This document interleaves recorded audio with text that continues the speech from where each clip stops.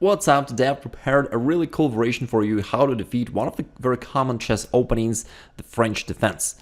Those opponents who are kind of more want to play safe, want to play a solid chess, do prefer to play this move pawn e6 because it really defends their king very well.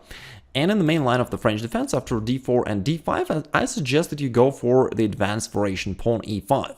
What's good about this variation is that there is really not much that black can do here besides going into the main line, going right where we are expecting them to go, so you will be prepared. The main line for black is to play in pawn c5, trying to get rid of these annoying pawns, because if not, it's difficult for black to develop normally.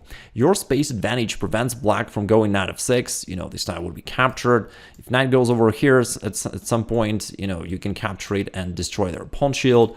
If the knight goes over here at some point, that blocks the bishop, it can go out. So you see that for a lack of space, black kind of suffers. And for that reason, black wants to get rid of your annoying pawns that limit their options. So they go for c5, pawn c3, you maintain your pawn chain, knight c6, adding more pressure, you play knight f3, similarly just providing more defense. And now usually black goes queen to b6, trying to provide one more attack to this crucial square d4. And what you do here is play a move bishop to d3. It sets a fairly well-known trap, and yet if your opponent is a more beginner-level opponent, they may get into the trap right here and lose the game. The trap is if they will be seduced by this pawn d4. If they'll wish to capture it right now, that loses, because after this massive exchange on d4, yes, black did want a pawn, but after bishop to b5 check to the king, that is a discovered attack, and you just win the queen on the next move, so that is clearly winning. And you may catch some of your beginner-level opponents just like this. Of course, if you're facing a more experienced opponent, they are not going to capture over here and get into this trap. They're going to play bishop to d7, covering their king so that there are no bishop b5 checks anymore in the future. But you are willing to sacrifice this pawn on d4 for the sake of quick development and attack. After that, black now is legit to capture the pawn. Now after this massive exchange on d4, there is no bishop b5 check, because black covered it in advance, therefore black did want a pawn, but you just play knight to c3 and you keep playing in a gambit style. We see that black is dancing around with their queen while you keep developing, keep castling, so you get way ahead in development and you're ready to punish black for their inactivity. And even this queen on d4 very often turns out to be a liability, not an asset, because you keep gaining more and more tempos by attacking this queen. For example, the main line, most common move here is queen e5, capturing the other pawn, which gives you another tempo with the move rook to e1, attacking the queen, and indirectly the rook opposes the king just as well, which pins the pawn and creates a lots of really interesting tactical opportunities over here. For example, one of the common retreats for black is a mistake queen to c7. Looks safe, but in fact overlooks the fact that white can now take this pawn on d5, taking advantage of the pin. And therefore black can't move their pawn. Now this knight attacks this queen, you keep gaining more tempos, keep advancing, keep attacking, black's in trouble. For example, if they play the move queen to c6, there is a really beautiful finish over here. It's a move bishop to b5. You just keep going forward and attacking in the most brutal way possible.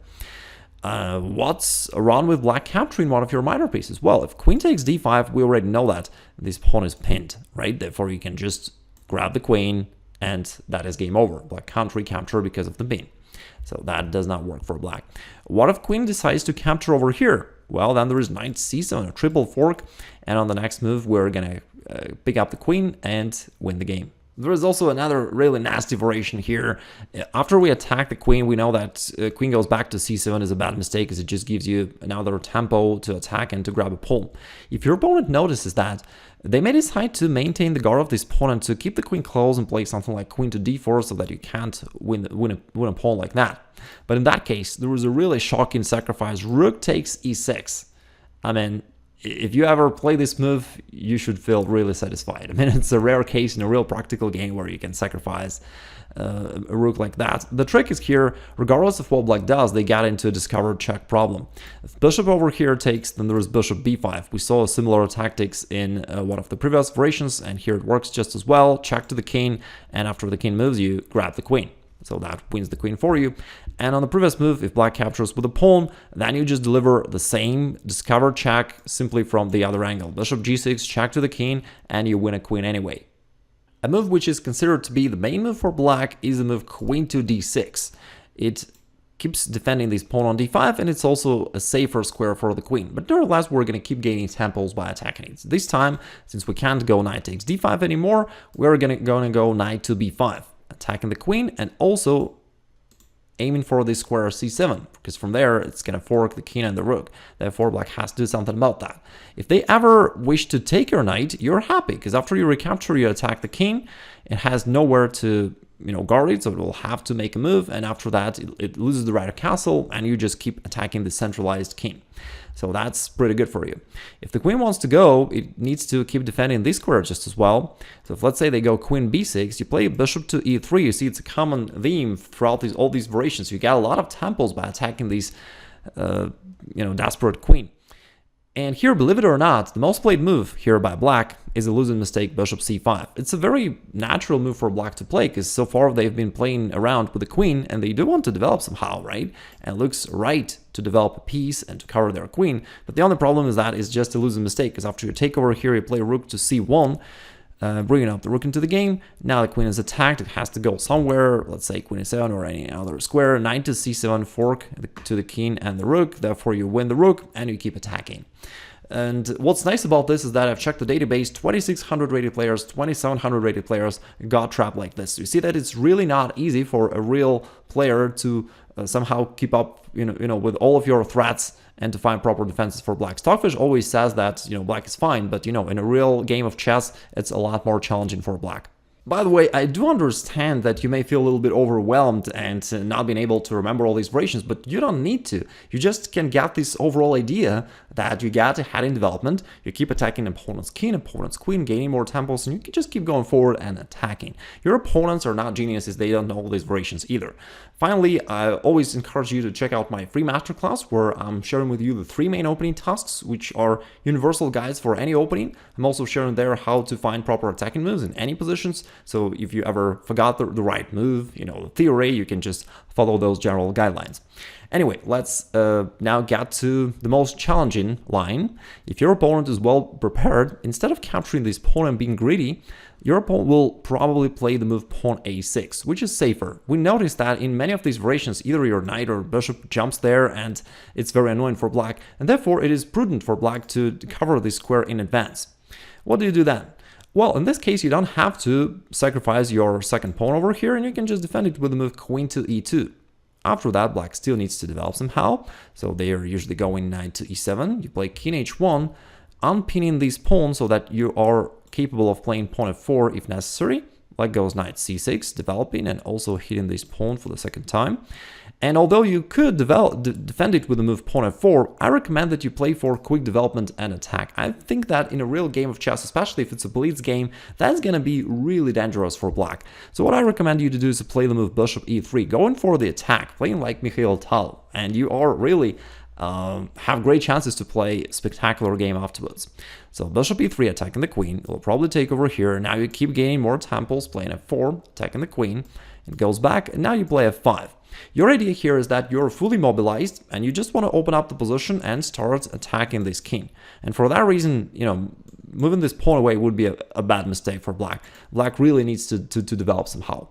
By the way, pawn d4 does not win a piece over here, because you can remove your pieces with a tempo, for example, knight e4 and hit the queen, or bishop f4 and hit the queen, so that's not a problem.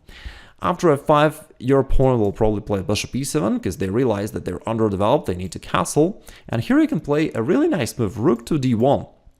It opposes your rook to the queen and creates lots of very interesting tactical opportunities.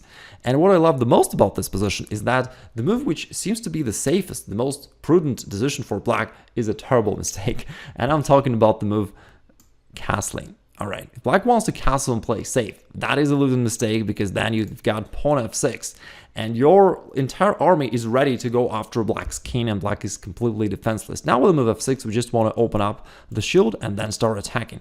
If bishop f6, we don't shy away from sacrificing our rook over here. If pawn takes, we sacrifice some more material. Why not? I mean, our goal is to open up the king completely, and after that to attack it.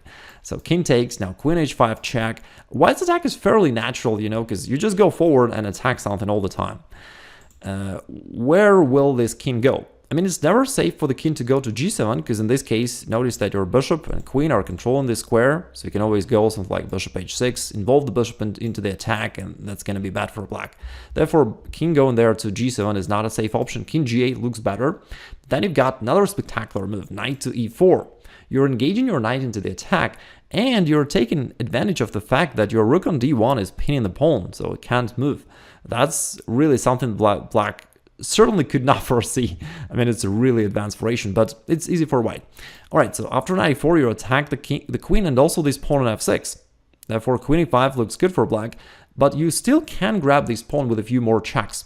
You just relocate your queen with the tempo, queen g4, check to the king, and go somewhere. Now queen to h4, check to the king once again, and after it goes somewhere, you will be capable of capturing the pawn and winning. For example, king g8. Now, because your queen controls this pawn and your knight attacks it, now you simply take it, check to the king to g7 is forced, and now there is a final checkmate, queen to h6.